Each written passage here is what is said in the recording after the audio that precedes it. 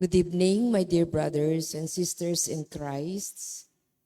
19th Sunday of Ordinary Time. Let us include in our Holy Mass the following intentions. For the Thanksgiving of Richard and Chona Yumul, for the birthday Thanksgiving of Leo Ferrazon, for the eternal repose of the souls of Jose Roman Sr., Jose Roman Jr., Antonio Iluminada, Juanita and Alejandra, Reynaldo Bucho Jr., Esteban Arcala, Erlinda de la Cruz Arcala, Michael Arcala, and all poor souls in purgatory. Our Mass presider is Reverend Father Emil P. Guiao.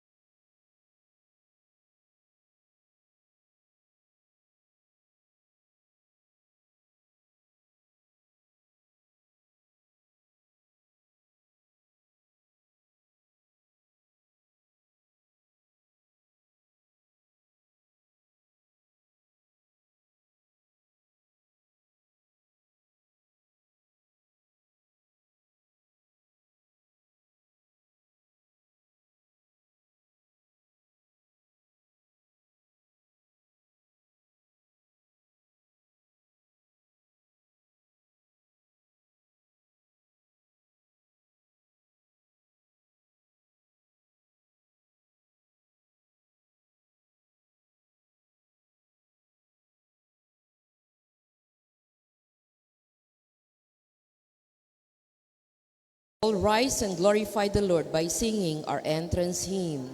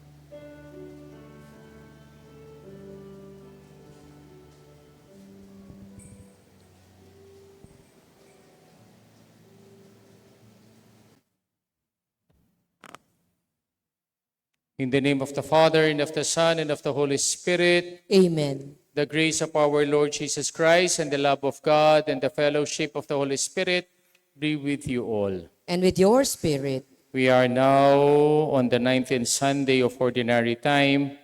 The Word of God calls for a vigilant faith. We must be like faithful servants who stay awake awaiting for their master. we need to open our hearts and minds so that we can be aware of Lord's coming into our lives, be it in the moments of prayer and recollection, in active service or of our brothers and sisters, or in dramatic events. Our waiting must be an active waiting.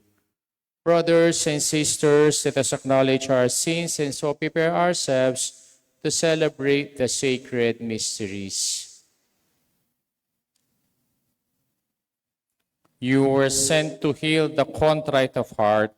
Lord, have mercy. Lord, have mercy. You came to call sinners. Christ, have mercy. Christ, have mercy. You are seated at the right hand of the Father to intercede for us. Lord, have mercy. Lord, have mercy. May Almighty God have mercy on us, forgive us our sins, and bring us to life everlasting. Amen.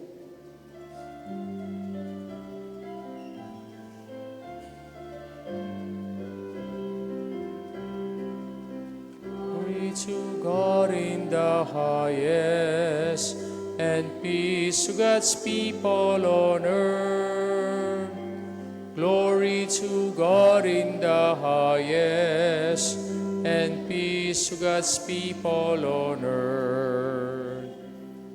O God, heavenly King, Almighty God and Father, we worship you, we give you thanks, we praise you for your glory. Glory to God in the highest, and peace to God's people on earth. Glory to God in the highest, and peace to God's people on earth. Lord Jesus Christ, only Son of the Father, Lord God, Lamb of God, you take away the sins of the world. Have mercy on us. Have mercy on us. You are seated at the right hand of the Father. Receive our prayer, receive our prayer. Glory to God in the highest, and peace to God's people on earth. Glory to God in the highest, and peace to God's people on earth. You alone are the Holy One, you alone are the Lord, you alone are the Most High, Jesus Christ, with the Holy Spirit, with the glory of God the Father. Amen. Glory to God in the highest, and peace to God's people on earth. Glory to God in the highest, and peace to God's people on earth.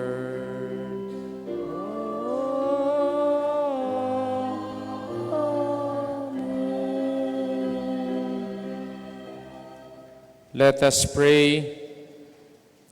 Almighty ever-living God, whom taught by the Holy Spirit, we dare to call our Father, bring, we pray, to perfection in our hearts the spirit of adoption as your sons and daughters, that we may merit to enter into the inheritance which you have promised through our Lord Jesus Christ, your Son, who lives and reigns with you in the unity of the Holy Spirit, one God, forever and ever. Amen. Amen.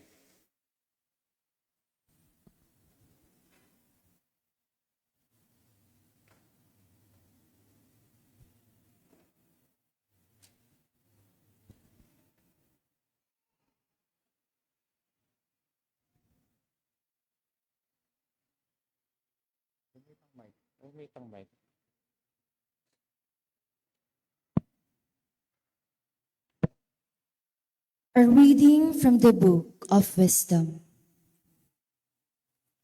The night of the Passover was known beforehand to our fathers, that with sure knowledge of the oaths in which they put their faith, they might have courage. Your people awaited the salvation of the just and the destruction of their foes. For when you punish our adversaries, in this you glorified, as whom you had summoned.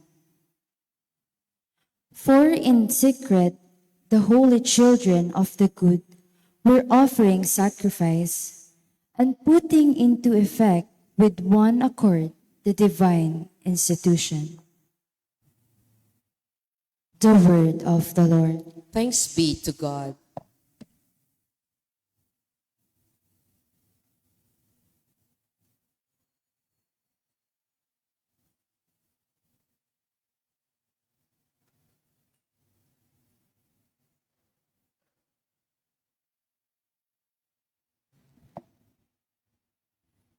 Blessed the people the Lord has chosen to be his own. Bless the people the Lord has chosen to be his own. Exalt you just in the Lord. Praise from the upright is fitting. Blessed the nation whose God is the Lord, the people he has chosen for his own inheritance. Blessed the people the Lord has chosen to be his own. See, the eyes of the Lord are upon those who fear him, upon those who hope for his kindness, to deliver them from death and preserve them in spite of famine. Bless the people the Lord has chosen to be his own. Our soul waits for the Lord, who is our help and our shield. May your kindness, O Lord, be upon us, who have put our hope in you. Bless the people the Lord has chosen to be his own.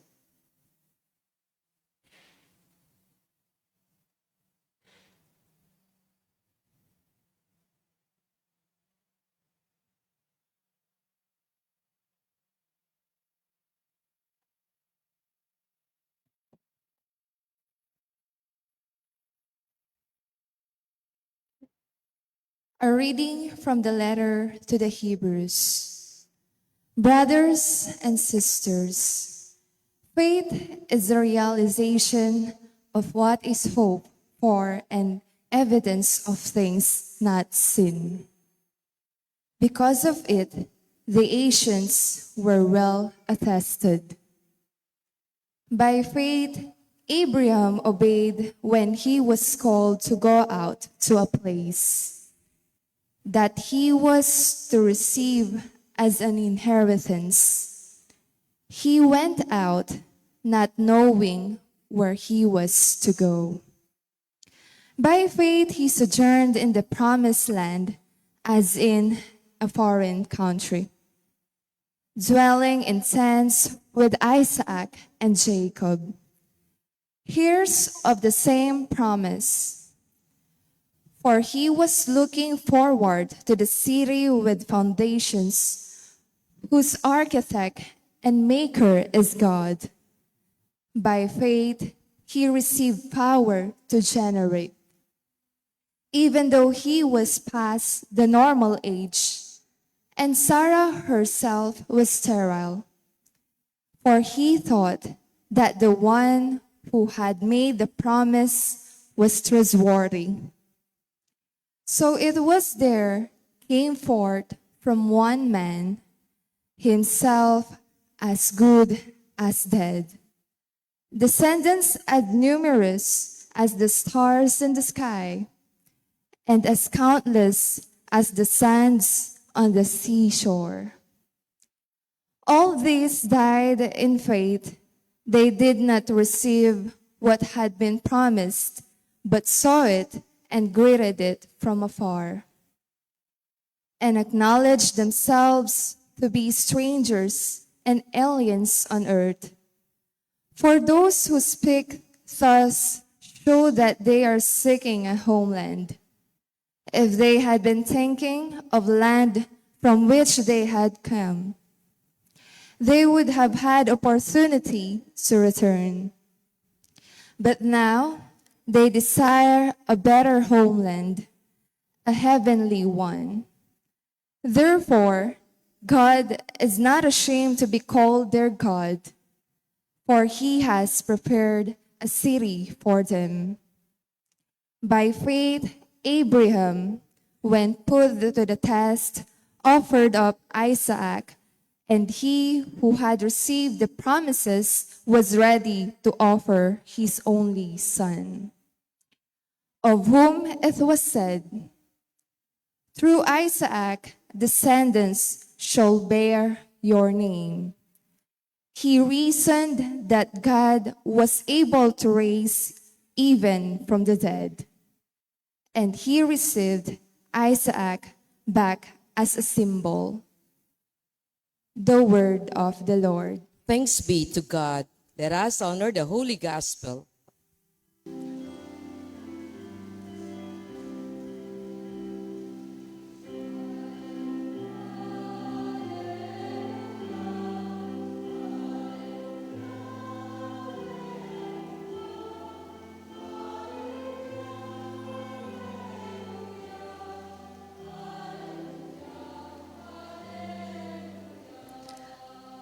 All together, please stay awake and be ready, for you do not know on what day the Son of Man will come.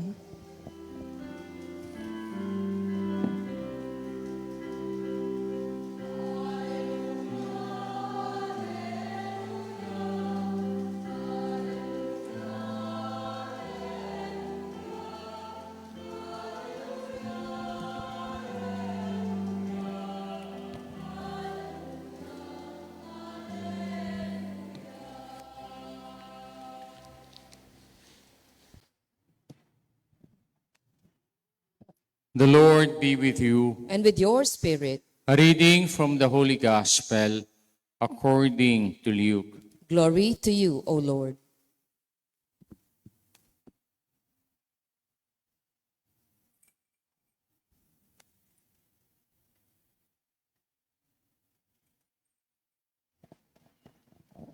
Jesus said to his disciples, "Do not be afraid any longer, little flock, for your Father is pleased to give you the kingdom. Sell your belongings and give alms. Provide money bags for yourself that do not wear out, and an inexhaustible treasure in heaven that no thief can reach nor moth destroy. For where your treasure is, there also will your heart be. Gird your loins and light your lamps. Be like servants who await their master's return from a wedding, ready to open immediately when he comes and knocks. Blessed are those servants whom the master finds vigilant on his arrival. Amen, I say to you, he will gird himself, have them recline at table, and proceed to wait on them. And should he come in the second or third watch and find them prepared in this way, blessed are those servants. Be sure of this, if the master of the house had known the hour when the thief was coming, he will not have let his house be broken into. You also must be prepared, for at an hour you do not expect, the Son of Man will come." Then Peter said, "Lord, is this parable meant for us or for everyone?" And the Lord replied, "Who then is the faithful and prudent steward whom the master will put in charge of his servants to distribute the food allowance at proper time? Blessed is that servant whom his master on arrival finds doing. Truly, I say to you, the master will put the servant in charge of all his property.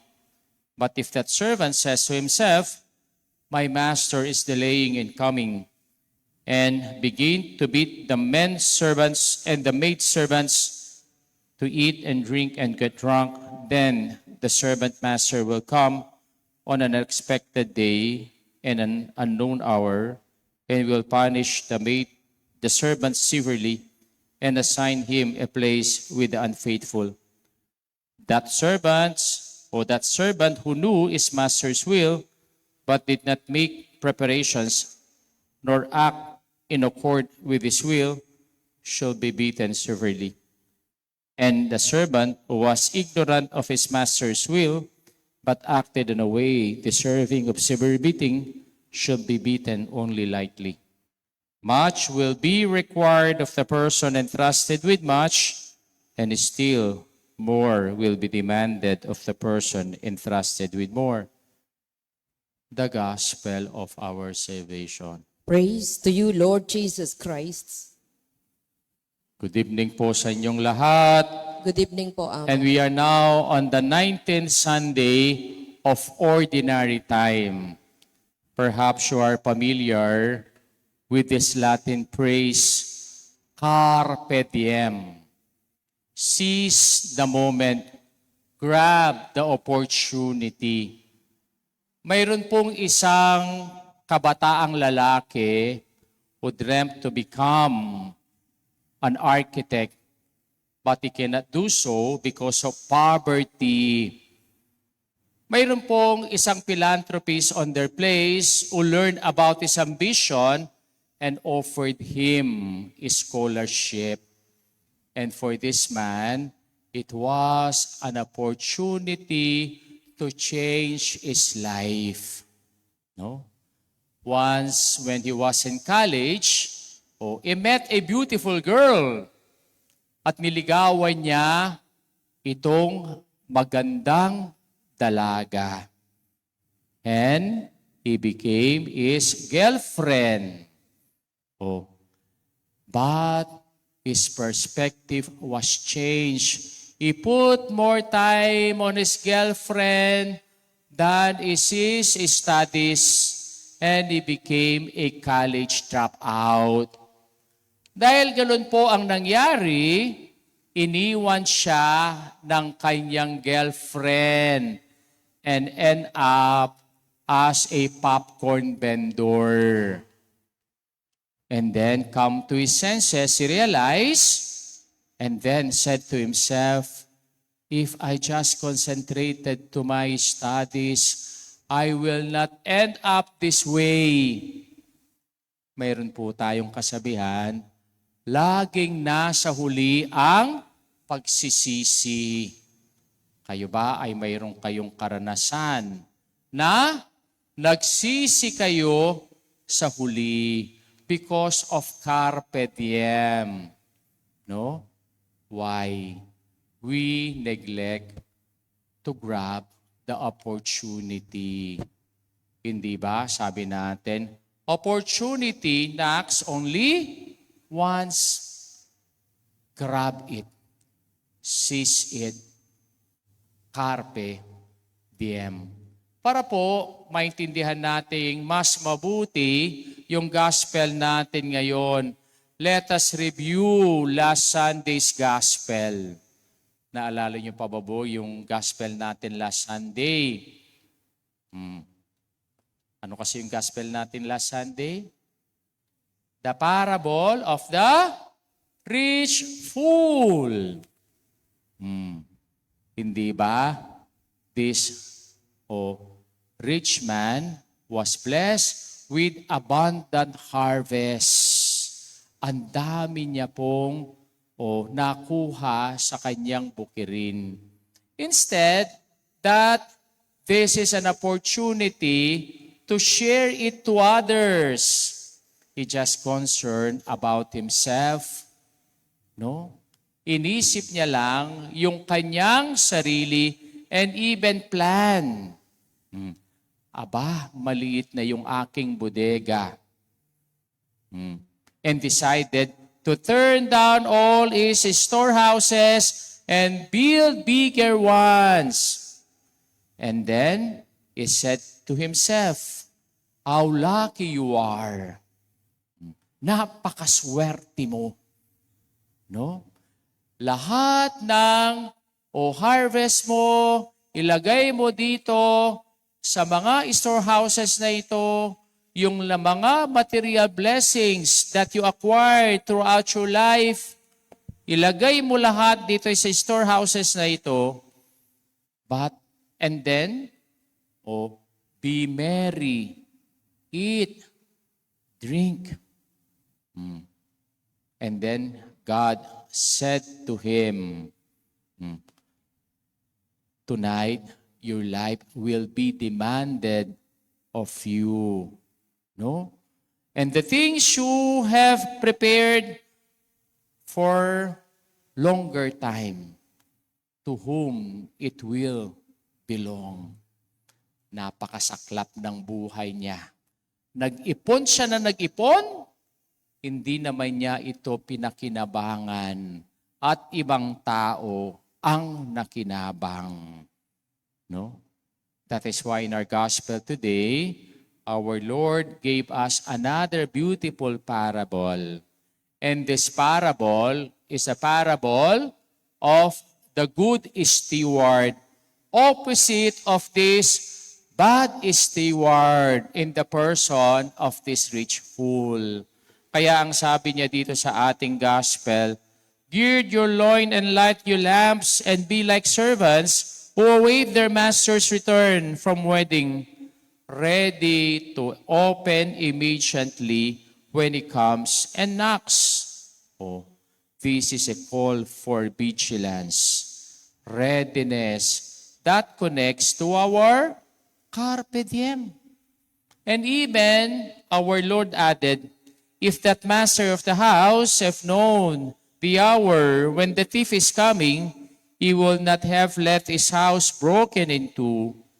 You must also prepare for an hour you do not expect. The Son of Man will come. Kwento po natin lahat ito. At minsan, ito ay karanasan din natin. Minsan may nababalitaan tayong namatay at tayo ay nabibigla. At sasabihin natin, namatay na ba siya? Nakita ko pa lang siyang nagsimba last Sunday. Actually, katabi ko siya sa upuan. Tingnan nyo nga yung mga katabi ninyo. Remember their faces. Knock on wood, hindi sana yun mangyayari. O kaya sabihin natin, naku, dumaan lang pa lang siya sa harapan ng bahay namin. Bakit nawala na ang kanyang buhay? O kaya, ka-message ko pa naman siya sa Facebook o sa Messenger. Nawala na bang buhay niya? Actually, yung conversations namin, nandito pa sa Messenger ko. Kaya nakakabigla, no? Kaya tama ang warning ng ating Panginoon sa gospel natin. Always be vigilant. Always be prepared for an hour you do not expect. The Son of Man will come. Kaya exercise our carpe diem. Grab the opportunity, seize the moment. Anong ibig sabihin ng carpe diem? To live for the moment with a purpose, with faithfulness of a good steward, and with eternity in mind. Kaya po, para mas maintindihan natin ang carpe diem na ito sa mga readings natin, I will give you 3 C's. And what are these 3 C's? Consistently. Avoid complacency. Compensation. Anong ibig pong sabihin nito? Una, consistently. Parate. Tuloy-tuloy. Carpe diem is not a one big time event. Rather, each day moment or each hour moment. No? Ang paggawa ng mabuti, hindi po yan seasonal. Yung bang, ay tuwing magpapasko, mag-gift giving ako. Ay tuwing Lenten season, doon lang ako magpapatawad ng mga nagkasala sa akin. O kaya, gagawa ko ng mabuti kapag may kamera sa harapan ko. O kaya, mag-apostolate ako kung may tarpaulin na ilalagay, sa barangay hall. Minsan ganun tayo eh. Hindi tayo consistent sa paggawa nating mabuti. Kaya, consistently means, in doing good is not something done by schedule, but a habitual moment that we should practice. Even in our first reading, the Book of Wisdom reminded us of the carpe diem experience of the Israelites by means of the Passover. Ano ba ang nangyari sa Passover when they were in the wilderness? Niligtas sila ng Diyos. Binigyan sila ng freedom ng Diyos from the hands of their oppressors. Kaya po, ito pong carpe diem na ito, it is each moment experience of the Israelites na dapat nila itong parating tandahan.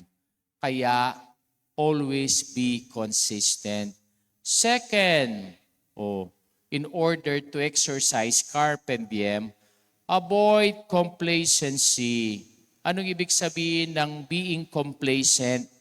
Hindi lang po ito pinag-uusapan, complacent ka kasi tamad ka. Hindi. Complacency means procrastination. Tayo daw mga Pilipino, mayroon daw tayong hindi magandang ugali. Alam ba ninyo yung galing mañana habit? Yung mamaya na habit? Kayo mga students dito, wala ba kayong ganung habit?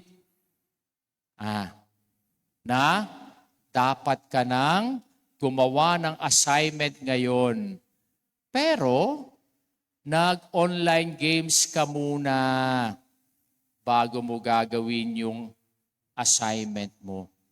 O kaya, kailangan mo nang mag-review kasi may exam ka next week. Pero alam mo, next week pa lang ang yung exam, pabanching-banching ka pa. Kaya paglabas ng score ng exam mo, butata ka. Or even, your boss gave you an assignment. Dapat you need to accomplish it for 1 week. Pero, hindi mo masyadong pinansin. Kaya, yung binigay na trabaho sa iyo ng boss mo, hindi maganda ang result. Hindi ganon, If you want to exercise the attitude of carpe diem, avoid complacency. Do not procrastinate. Remove our bad habit of mañana. That is why in our second reading, in the letter to the Hebrews, what happened to Abraham? Diba? Sinabi ng Diyos kay Abraham, go to this land unknown to you. Hindi po siya nag-hesitate. At an instant, siya po ay pumunta on that land. At anong ginawa sa kanya ng Diyos? He was reciprocated, with many children in spite of his old age. And even, he was given a son in spite that his wife, Sarah, was sterile. That kind of promise kasi hindi siya complacent sa buhay niya. Even in our spiritual life, dapat ganun tayo. Yung bang in-invite ka sa simbahan for a particular mission. Sabihin natin, ay naku, hindi ko pwede dyan. Masyado pa akong busy para gawin yan. No? Don't be complacent. Or, no? Ay, pag matanda na ako, doon na lang ako magsisimba. Pag retired na ako. Baka hindi darating yung araw na yon na hindi ka makapag-retire, hindi ka makapag-serve sa Diyos. Don't be complacent. No? Kaya po, yung pong taong hindi complacent, always vigilant, always ready, he will be rewarded by God. Kaya yung pangatlo, yung compensation eh. Sino daw ang makareceive ng compensation? The good steward mentioned in our gospel. Who then is a faithful and prudent steward whom the master will put in charge of his servants to distribute the food allowance at proper time? Blessed is that servant whom his master upon arrival finds doing so. Truly, I say to you, he will put him in charge all of his property. Biro nyo ang bibigay sa atin ng Diyos, siksik, liglig, umaapaw. Pag tayo ay isang good steward, no? Naalala ko po yung anecdote regarding the funeral of Alexander the Great. Perhaps siguro kayong mga estudyante, kilala niyo ba si Alexander the Great? The greatest conqueror of the world in his time. Bakit? He conquered the whole Europe and even the half of the world because of his military expertise. But before he died, he gave instruction to his closest general. At anong sinabi niya di sa kanyang closest general? That when he died, that his coffin be carried by best doctors in the world to show no one can escape death.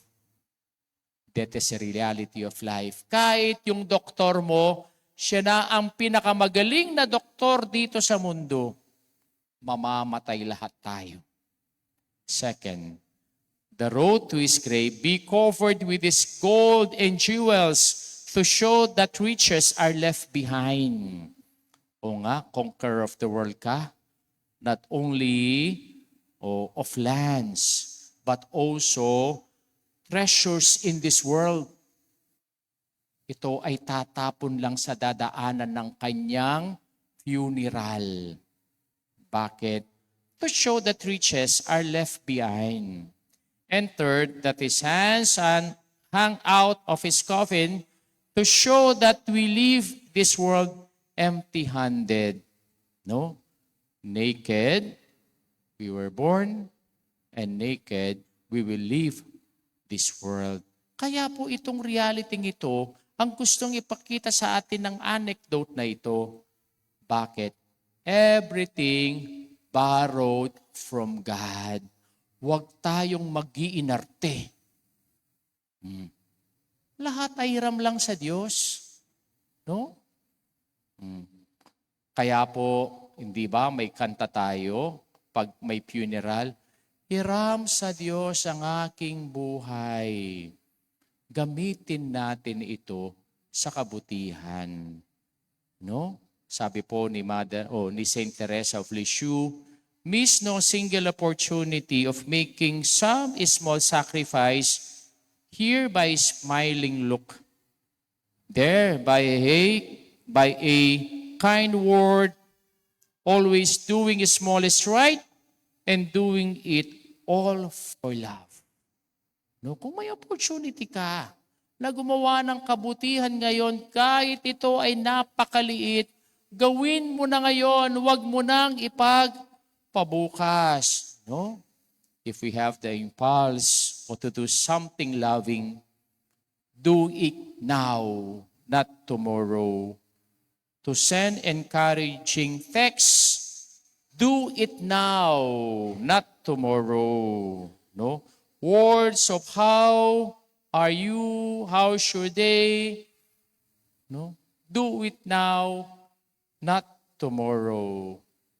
or even asking for forgiveness and say sorry to those person who wrong us. Do it now, not tomorrow. Or express our love to our loved ones. Do it now, not tomorrow. For tomorrow will never come. Carpe diem. Seize the moment. Oh, God gave us treasure time, talents, for what truly matters.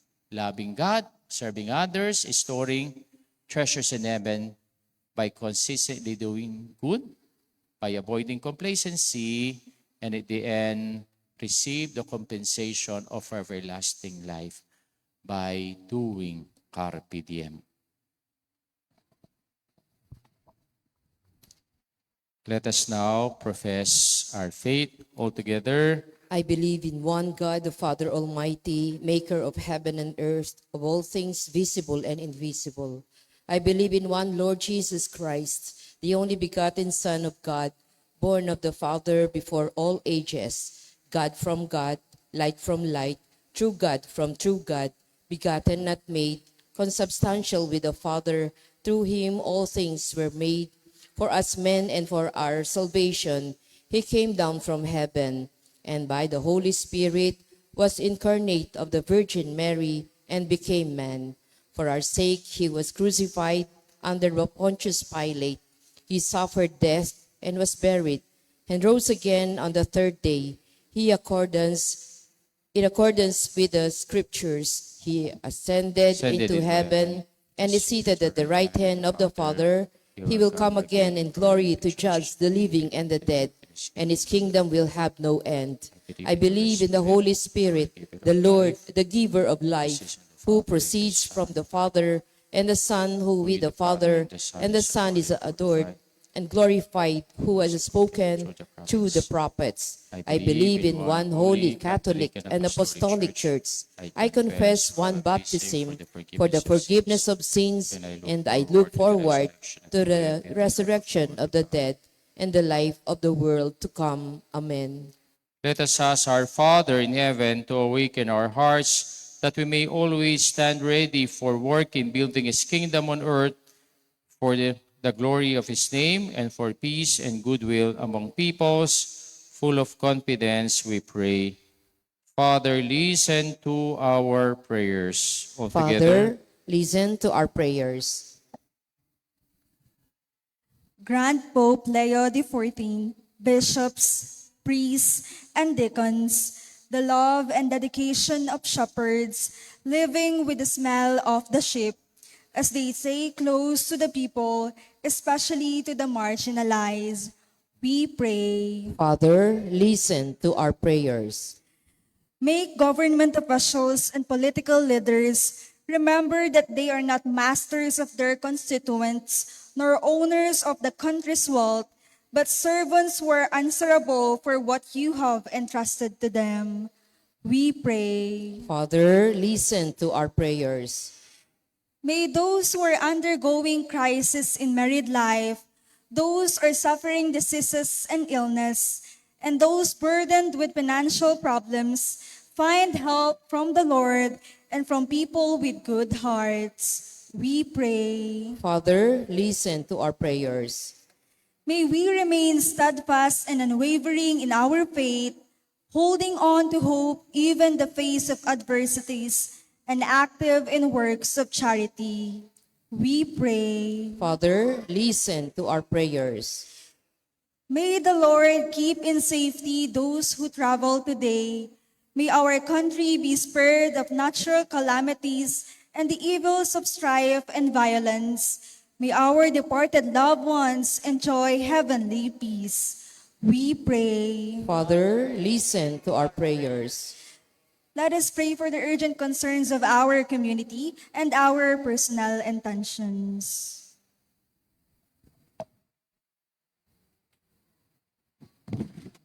For the thanksgiving of Richard and Shona Yumul, and also for the thanksgiving of Nimpa Agapito Ong, for the birthday thanksgiving of Leo Ferrason, for the personal intentions of Mabel Yabut, for the eternal repose of the souls of Jose, Roman Sr., Junior Antonio Liminada, Juanita Leandra, Reynaldo Esteban, Erlinda, and Michael. Let us pray to the Lord. Father, listen to our prayers. We now pray for our personal intentions. Loving Father, make our hearts more sensitive to your Spirit, that we may always be ready to take the mission of building of your kingdom on earth. We ask this through Christ our Lord. Amen. Amen.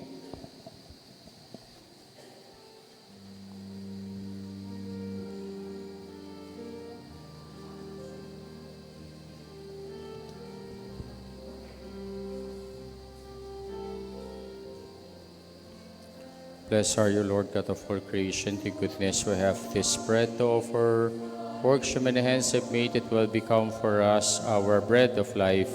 Blessed be God forever.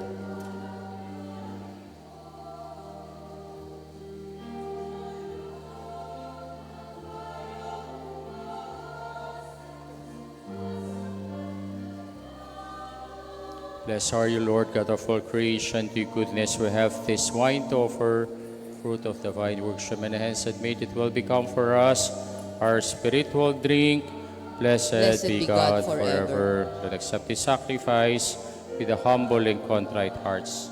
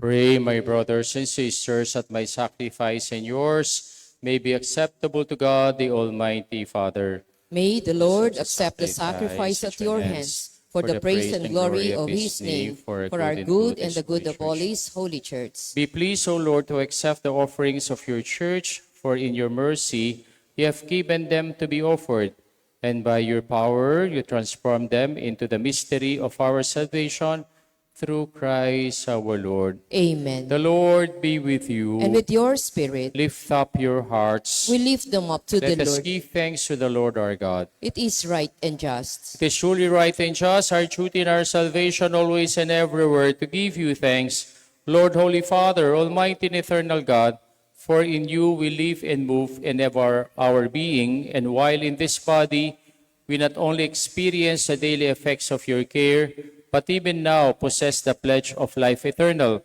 For having received the first fruits of the Spirit, through whom you raised up Jesus from the dead, we hope for an everlasting share in the Paschal mystery, and so with all the angels we praise you, as in joyful celebration we acclaim.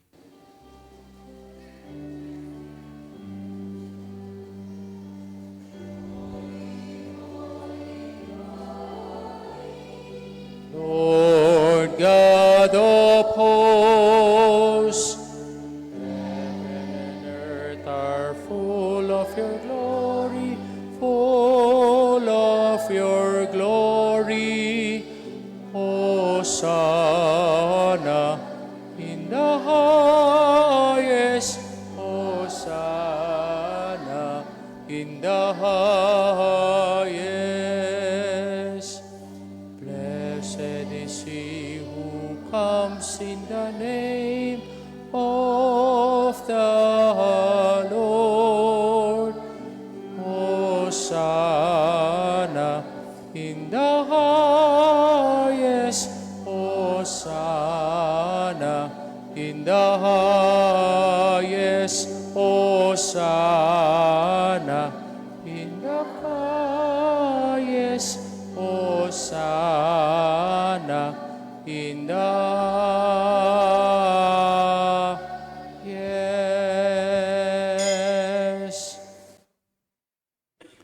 You are indeed holy, O Lord, the fount of all holiness. Make holy, therefore, these gifts, we pray, by sending down your Spirit upon them like the dewfall, so that they may become for us the body and blood of our Lord Jesus Christ. At the time he was betrayed and entered willingly into his passion, he took bread, giving thanks, broke it, gave it to his disciples, saying, "Take this, all of you, and eat of it, for this is my body, which will be given up for you."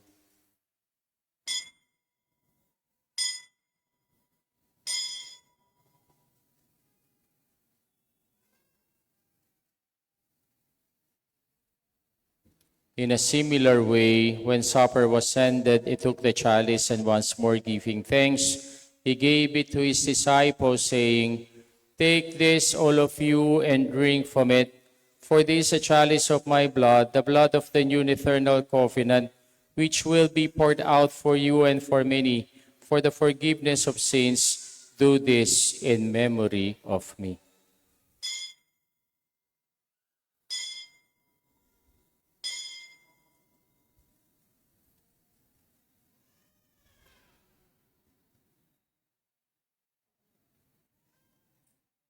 The mystery of faith.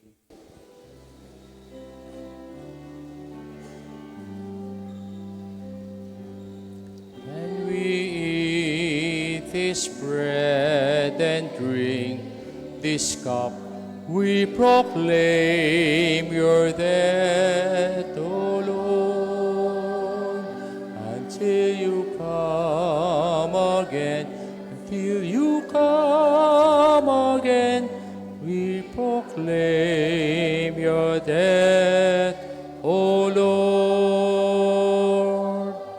Therefore, as we celebrate the memorial of his death and resurrection, we offer you, Lord, the bread of life and the chalice of salvation, giving thanks that you have held us worthy to be in your presence and minister to you.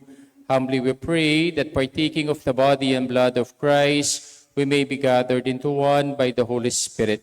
Remember, Lord, your church is spread throughout the world, and bring her to the fullness of charity, together with Leo, our Pope, Florentino, our Bishop, and all the clergy. Remember also our brothers and sisters who have fallen asleep in the hope of the resurrection, and all who have died in your mercy. Welcome them into the light of your face. Have mercy on us all, we pray, that with the Blessed Virgin Mary, Mother of God, with Saint Joseph, her spouse, with the blessed apostles, and all the saints who have pleased you throughout the ages, we may merit to be co-heirs of eternal life, and may praise and glorify you through your Son, Jesus Christ. Through him, with him, and in him, O God, Almighty Father, in the unity of the Holy Spirit, all glory and honor is yours forever and ever. Amen.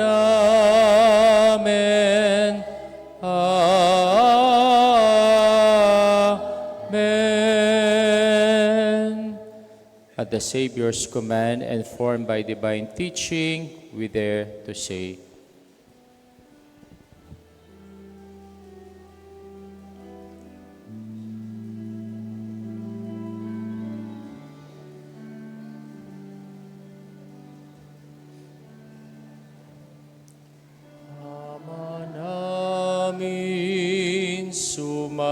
sa langit ka, sambahin ang ngalan mo, mapasamin ang kaharian mo, sundin ang loob mo, dito sa lupa sa langit, bigyan mo po kami ngayon ng aming kakanin sa araw-araw at patawarin mo kami sa aming mga sala para ng pagpapatawad namin sa nagkakasala sa amin. At huwag mo kami pahintulot sa tukso. At iadya mo kami sa lahat ng masama. Deliver us, Lord, we pray, from every evil. Graciously grant peace in our days, that by the help of your mercy we may be always free from sin and safe from all distress, as we await the blessed hope in the coming of our Savior, Jesus Christ. For the kingdom, the power, and the glory are yours, now and forever. Lord Jesus Christ, who said to your apostles, peace I leave you and my peace I give you, look not on our sins but on the faith of your church, and graciously grant her peace and unity in accordance with your will, who live and reign forever and ever. Amen. The peace of the Lord be with you always. And with your spirit. Let us offer each other the sign of peace. Kapayapan po kay kayungan, kapayapan po sa inyong lahat. Peace to everyone.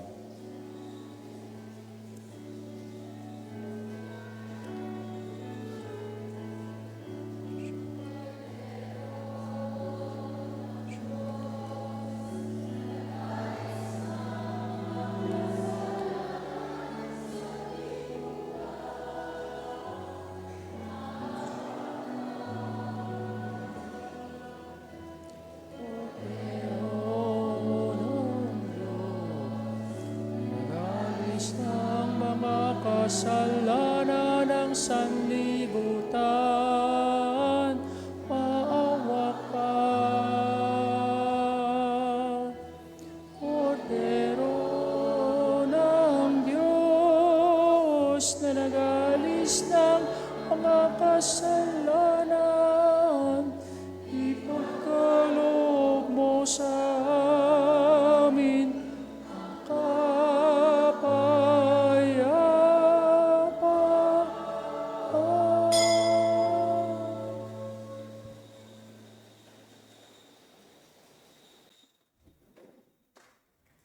Behold the Lamb of God, behold him who takes away the sins of the world. Blessed are those called to the supper of the Lamb. Lord, I am not worthy that you should enter under my roof, but only say the word, and my soul shall be healed. May the body and blood of our Lord Jesus Christ keep us safe for eternal life. Amen. Amen.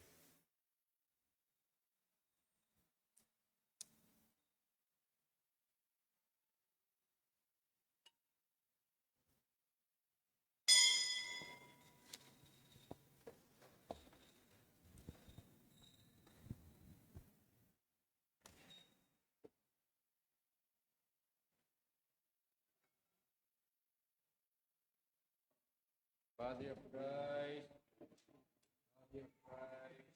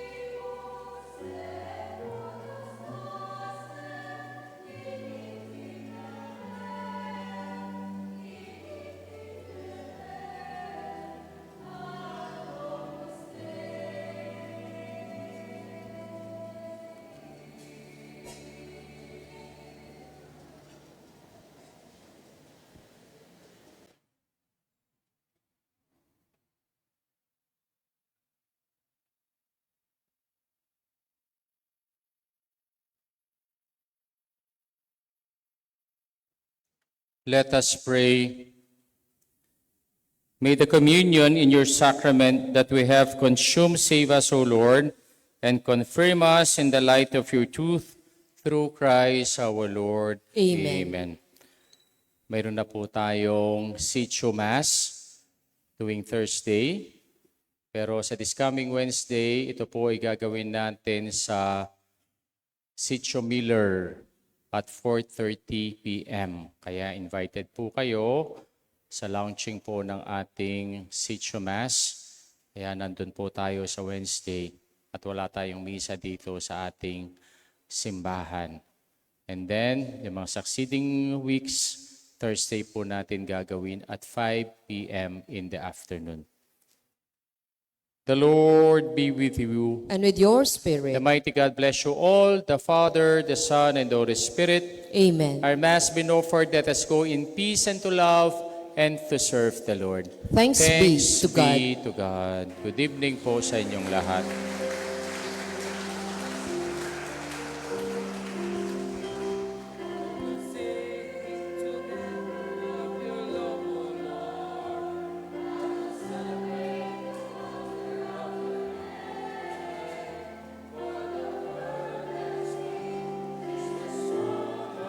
Forgiveness and the song of gentle mercy and of peace.